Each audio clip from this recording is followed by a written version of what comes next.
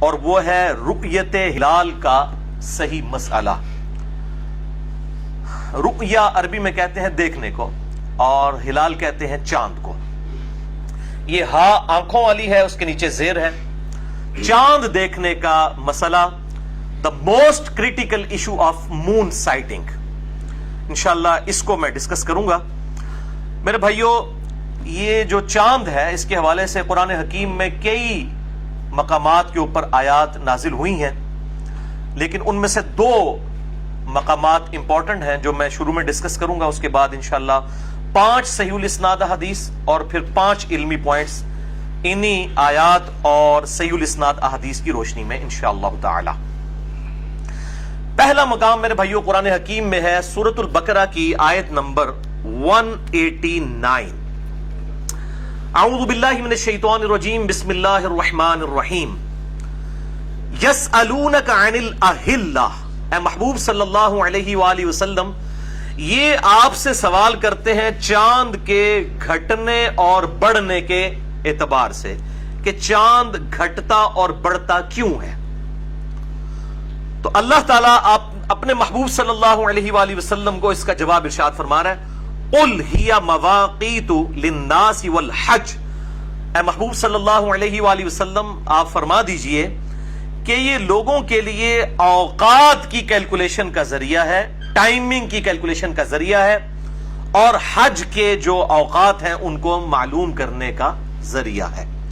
یعنی یہ جو چاند ہے یہ اللہ تعالیٰ کی طرف سے ایک کیلنڈر ہے جو آسمان کے اوپر اللہ تعالیٰ نے لٹکا دیا ہے. جس طریقے سے نارتھ سٹار ہے، قطبی ستارہ، جس کے ذریعے ہم اگر قطبی ستارے کی طرف رخ کر لیں تو ہماری دائیں جانب کے اوپر جو ہے وہ ایسٹ یعنی مشرق ہوگا، بائیں جانب پہ ویسٹ، اور پیچھے جو ہے وہ جنوب ہوگا.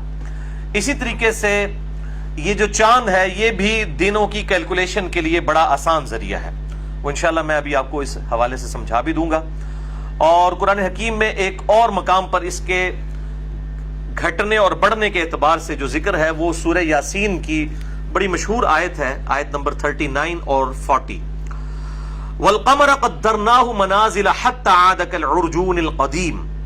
اور ہم نے رمضان جو چاند ہے اس کی منازل جو ہیں وہ مقرر کر دی ہیں گھٹنے اور بڑھنے کے اعتبار سے، حَتَّى عَادَ كَالْعُرْجُونِ الْقَدِيمِ، یہاں تک کہ یہ کھجور کی جو خشک ٹہنی ہے اس کی طرح بالکل باریک ہو جاتا ہے. لَلشَّمْسُ يَنبَغِي لَهَا أَن تُدْرِكَ الْقَمَرَ. سورج کے لیے یہ چیز شائع نہیں ہے، اللہ تعالیٰ نے ایسی اس کی جو مدار کو مقرر فرمایا ہے کہ وہ چاند کو کبھی پکڑ نہیں سکتا. وَلَا اللَّيْلُ سَابِقُ النَّهَارِ، اور نہ ہی جو رات ہے وہ دن سے پہلے آ سکتی ہے، یعنی جو ٹائمنگ سیٹ ہے اس کے مطابق.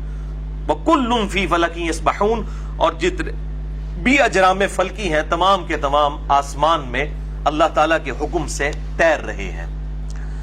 تو یہ اللہ تعالیٰ کی طرف سے خاص کیلنڈر ہے.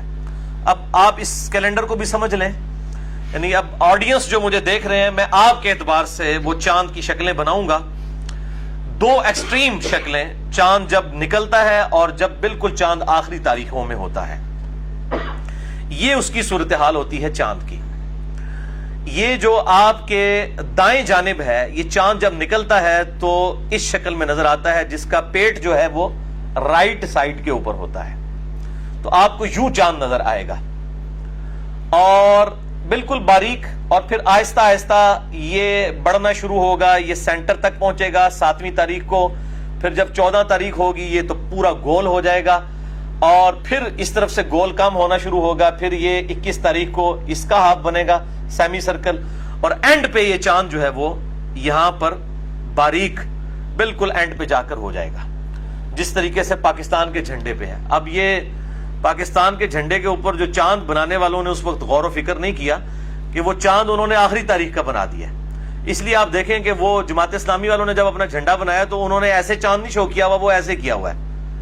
تو وہ بیسیکلی کاش ایسا ہی ہوتا ہمارے جھنڈے کے ساتھ بھی، کہ وہ پہلی کا چاند بنایا جاتا، یعنی ایک نیا ملک طلوع ہو رہا تھا. بہرحال ایک غلطی ہوئی، اس کی کوئی شرعی تعویل تلاش کر لیں گے علماء اور جو پولیٹیشنز ہیں مل کے. بہرحال آپ کو میں یعنی سمجھانے کے لیے آسان یہ ہے کہ جو پاکستان کے جھنڈے کے اوپر چاند بنا ہوا ہے وہ آخری تاریخوں کا ہوتا ہے، جس کا پیٹ جو ہے وہ لیفٹ سائڈ پہ ہوتا ہے، اور جس چاند کا پیٹ رائٹ سائڈ پہ ہوتا ہے وہ پہلی تاریخ کا چاند ہوتا ہے۔ تو یہ پورا اس کا سرکل ہے، ادھر سے شروع ہو کے یہاں تک۔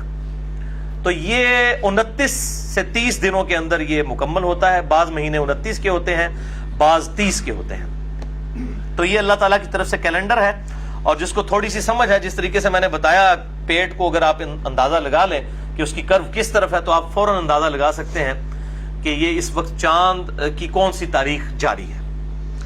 تو یہ اللہ تعالیٰ نے ایک خاص معاملہ فرمایا لوگوں کے لیے۔ ظاہر ہے کہ جب گھڑیاں نہیں تھیں، اسی طریقے سے لوگوں کے پاس آسانی کے ساتھ ذرائع میسر نہیں تھے، تو لوگ ڈائریکشن کے لیے نارتھ سٹار کو استعمال کیا کرتے تھے سمندروں کے اندر، اور تاریخوں کے لیے چاند ہی کو استعمال کیا جاتا تھا۔